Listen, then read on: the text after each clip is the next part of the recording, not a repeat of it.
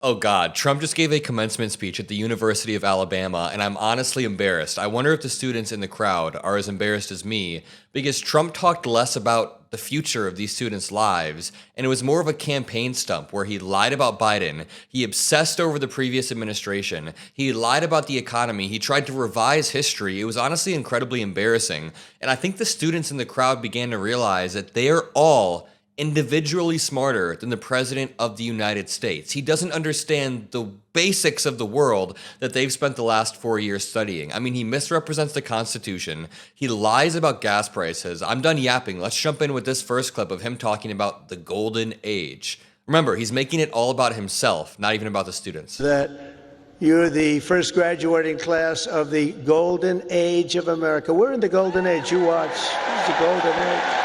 The golden age of cutting ourselves off from allies because we apply insane levels of tariffs. The golden age of having information leaks because you hired a drunken Fox News host. No, he means the golden age of allowing Vladimir Putin to march into Ukraine and kill hundreds of people while he does nothing and gets actively tricked by Putin, therefore bringing us back 100 years in the world order. That golden age. By the way, over the next few weeks, we're going to see supply chains shut down, and the speech is going to age horribly.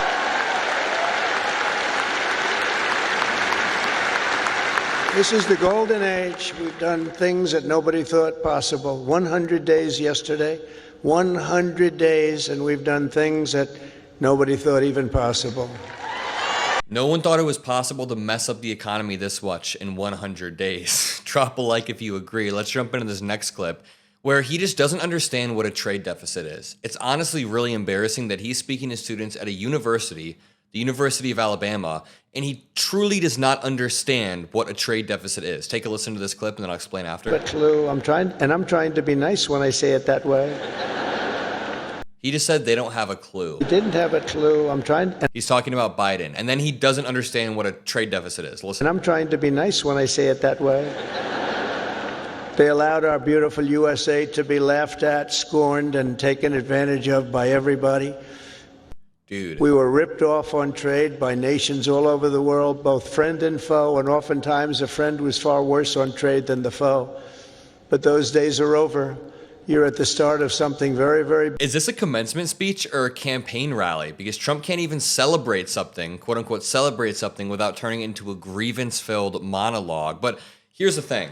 A trade deficit is not inherently bad.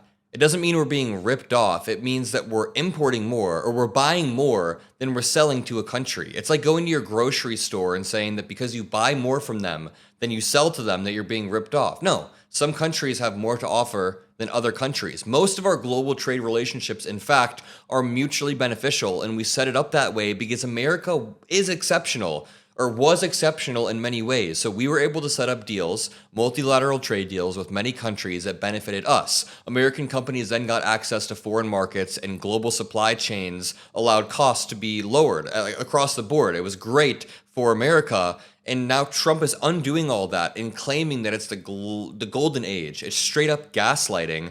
And anybody in this crowd who is studying economics is probably sitting there wondering how this person is the president and why they know more than the president of the United States. Before we go on to this next clip where he talks about immigration and Kilmar Abrego Garcia, I keep getting comments like this. I've been watching you for a while now, but I didn't realize I wasn't subscribed. I am now voting blue. So make sure you scroll down, hit subscribe, and then let's listen to this clip of Trump.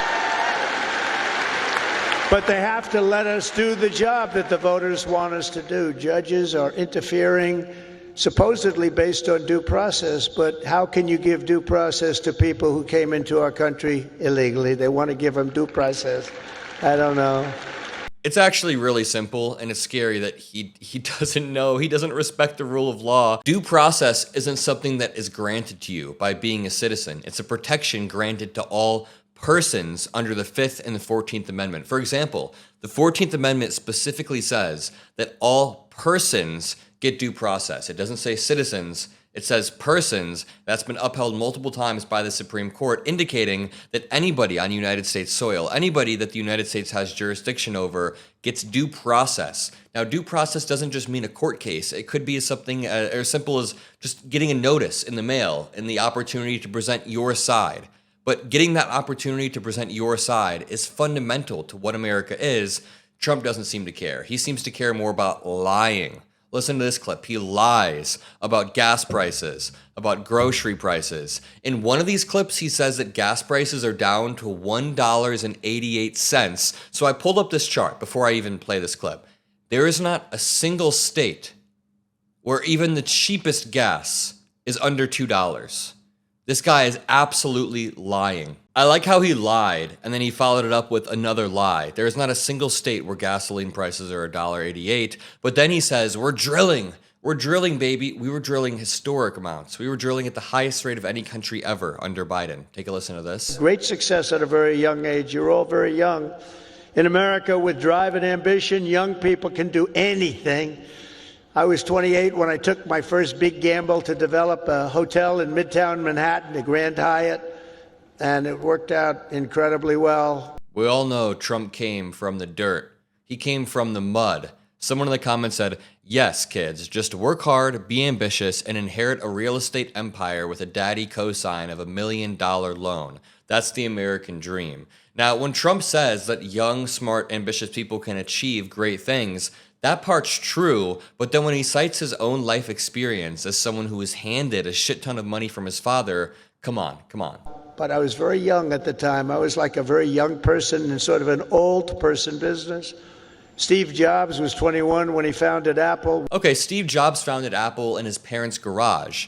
That's a better example. Why are you comparing yourself to a self-made dude? You know, Trump could have just thrown his father's wealth, the wealth that was transferred down, into the S&P 500, and he would be like 5 times richer. He would have seen way higher returns if he just allowed that 7% to compound every year since he was 28 years old. Instead, he's gone bankrupt 6 times. He's bankrupted multiple casinos somehow, and he's gotten less returns than the S&P 500. The entire point of being a business owner is to get higher returns than the S&P 500, because his father gave him about $400 million. Disney was 21 when he founded Disney. James Madison, James Monroe, Alexander Hamilton, Thomas Jefferson. Oh, don't do is he going to do the Hannibal Lecter thing? Please don't mention Hannibal Lecter. They were no older than 25 when they began the journeys that... Okay, thank God. I thought he was going to do the Hannibal Lecter thing. Either way, this dude is just a lying machine. And as the supply chains freeze over the next few weeks, I'm interested to see how his awful crisis management skills begin to manifest again. And he doubles down and lies more and more. Like, look at this clip of him just being incoherent. Listen. Said, we're going to make you an offer to buy your company. And they offered him a lot of money, more money than he ever thought he could make. And he retired, lost his momentum. He retired. And he led a beautiful life. He had a wife, I must tell you, it was a second wife. It was a trophy wife. What can I say? I don't like telling you everything, but we're all friends, right? Can we talk? We're all friends. The President of the United States, who is currently tanking the economy, at least he can talk about someone with a trophy wife. I'll leave it at that. If you enjoyed this video, make sure you scroll down. Make sure you drop a like. I really do appreciate you guys. We have built an amazing community over the past 2 years, and we will continue to build, continue to push back against Trump as he destroys the country. Remember, a lot of people think they're subscribed, but they're not. It would mean the world to me if you did, and I'll see you all in the next video. Peace out.